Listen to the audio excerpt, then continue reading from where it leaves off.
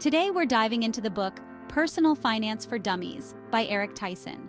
This book is packed with practical advice for managing your money, whether you're just starting out or looking to refine your financial strategy. In this video, I'll walk you through each chapter in detail and show you how to apply the knowledge in your daily life. And if you're interested in exploring the book further, I've included a link to the full book in the description below. Let's get started. This is Wealthvelocity. Here you create, protect, and grow your wealth fast. Chapter 1 kicks things off by helping you evaluate your financial health. Tyson emphasizes the importance of understanding where you stand financially before making any decisions. This chapter guides you through the process of analyzing your income, expenses, assets, and liabilities to get a clear picture of your current situation. To start, gather all your financial documents: bank statements, credit card bills, loan statements, and investment accounts. Create a simple balance sheet that lists your assets like savings, investments, and property, and your liabilities, such as credit card debt, student loans, and mortgages. Subtract your total liabilities from your total assets to determine your net worth. This number represents your financial health at this moment.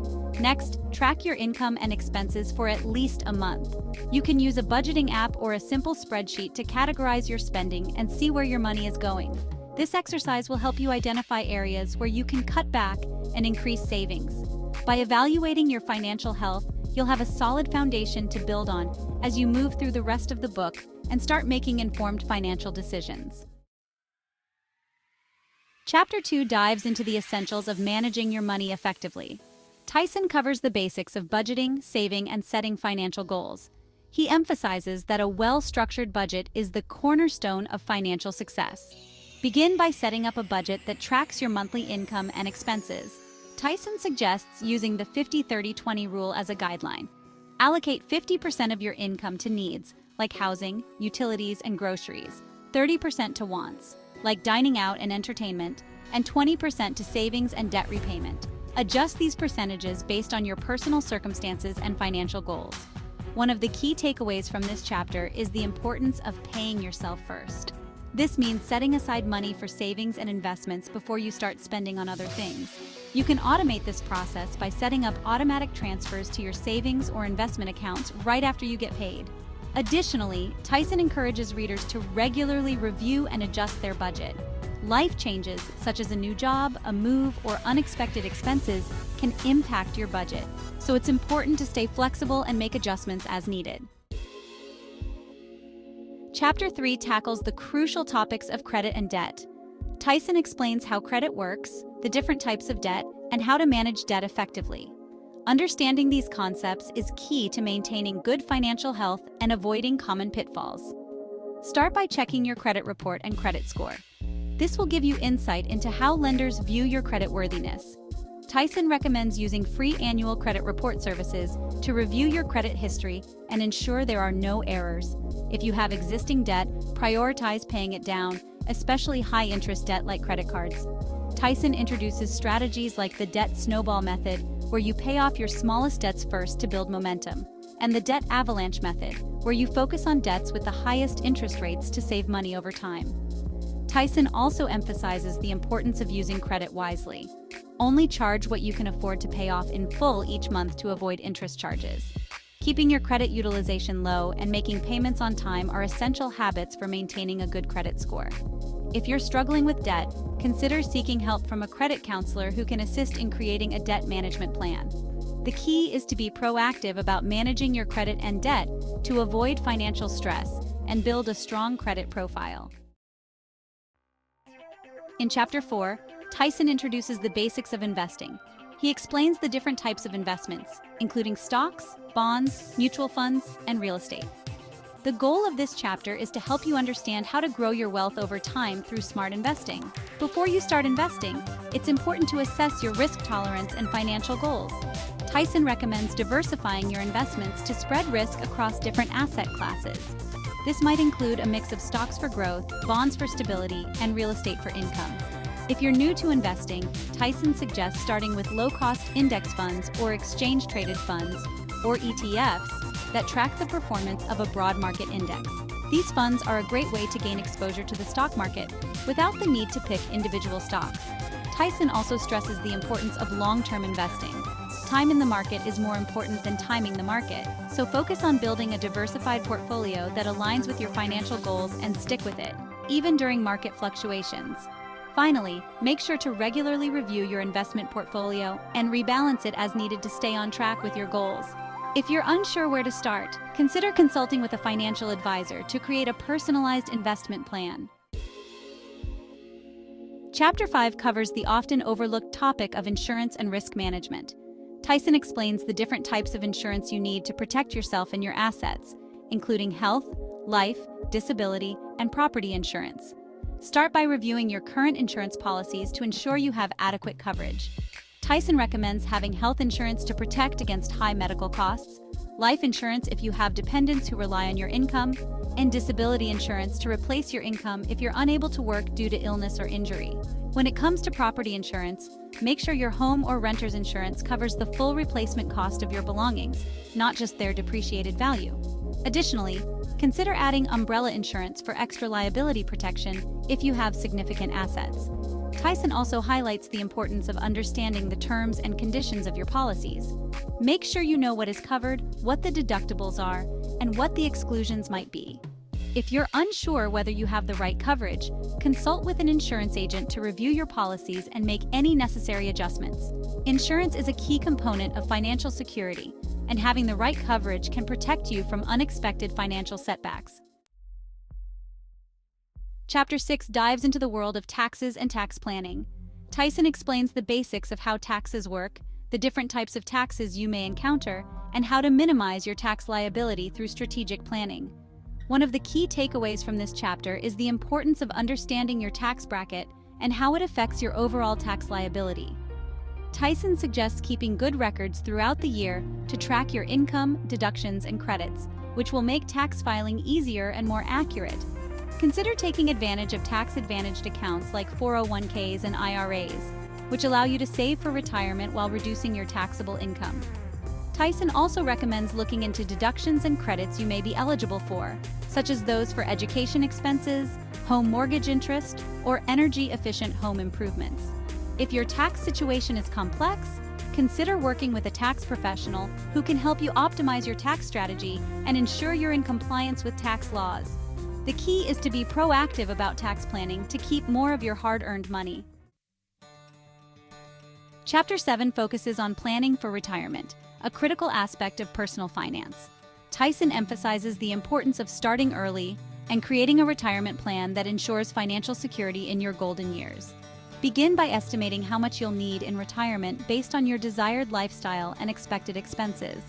Tyson recommends contributing to retirement accounts like a 401k or IRA as soon as possible to take advantage of compound interest. If your employer offers a 401k match, be sure to contribute enough to get the full match. It's essentially free money for your retirement. Additionally, consider diversifying your retirement savings with other investments, such as Roth IRAs, annuities, or real estate, to create multiple income streams.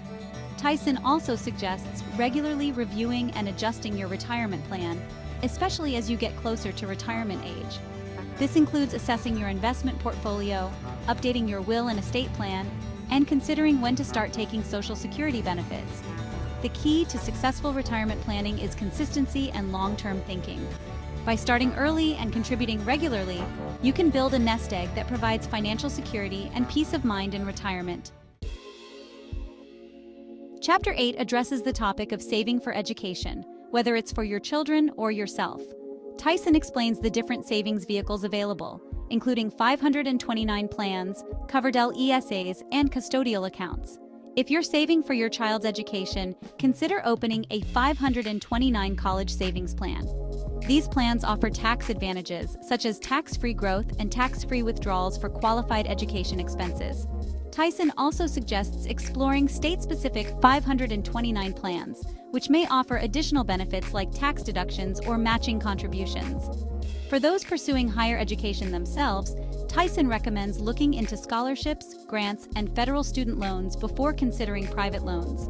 Federal loans typically offer lower interest rates and more flexible repayment options.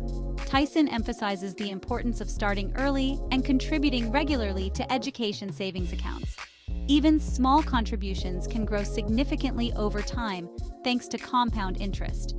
Additionally, be sure to involve your children in the savings process as they get older, teaching them the value of saving and budgeting for their education. Education is a significant investment, and by planning ahead, you can ease the financial burden and help ensure that you or your children have the resources needed to achieve academic goals. Chapter 9 covers estate planning and the importance of having a will. Tyson explains how to protect your assets and ensure that your wishes are honored after your death. Start by creating a will if you don't already have one. A will allows you to specify how your assets should be distributed and who will care for your minor children if something happens to you. Tyson also suggests naming an executor to carry out your wishes and manage your estate according to your instructions. In addition to a will, consider setting up a trust if you have significant assets or specific wishes for how your estate should be managed. Trusts can offer greater control over how and when your assets are distributed and can help minimize estate taxes. Tyson also recommends reviewing your beneficiaries on insurance policies and retirement accounts to ensure they are up to date. Life changes such as marriage, divorce, or the birth of a child may necessitate updates to your estate plan. Finally, consider working with an estate planning attorney to ensure that your plan is legally sound and aligns with your goals. Estate planning is an essential step in protecting your legacy and providing for your loved ones. In the final chapter, Tyson emphasizes the importance of financial planning and goal setting. This chapter ties together all the concepts from the book and encourages readers to create a comprehensive financial plan that aligns with their personal goals. Start by setting both short-term and long-term financial goals. Short-term goals might include paying off credit card debt or building an emergency fund, while long-term goals could involve saving for retirement, buying a home, or funding a child's education. Tyson suggests creating a detailed financial plan that outlines the steps you'll take to achieve each goal. This plan should include specific actions, timelines, and milestones to track your progress. For example, if your goal is to save $20,000 for a down payment on a house, break that goal into monthly savings targets and identify ways to cut expenses or increase income to meet those targets. Regularly review and adjust your financial plan as needed. Life changes, such as a new job, marriage, or the birth of a child, can impact your financial goals and strategies. Stay flexible and make adjustments to ensure that your plan remains relevant and achievable. Finally, consider working with a financial planner to create a personalized plan that aligns with your goals and risk tolerance. A financial planner can provide expert advice and help you stay on track to achieve your financial objectives. And that's a wrap on our detailed summary of Personal Finance for Dummies by Eric Tyson. This book is an incredible resource for anyone looking to take control of their finances, from managing debt and budgeting to investing and retirement planning. By applying the lessons from this book in your daily life, you can build a strong financial foundation and achieve your financial goals. If you're interested in diving deeper into the topics we discussed today, be sure to check out the full book. There's a link in the description below. And if you found this video helpful, please give it a thumbs up, subscribe to the channel, and hit the notification bell so you don't miss out on more content like this. If you have any thoughts or questions, drop them in the comments. I'd love to hear how you're implementing these insights in your own life. Thanks for watching, and I'll see you in the next video with more money in your pocket.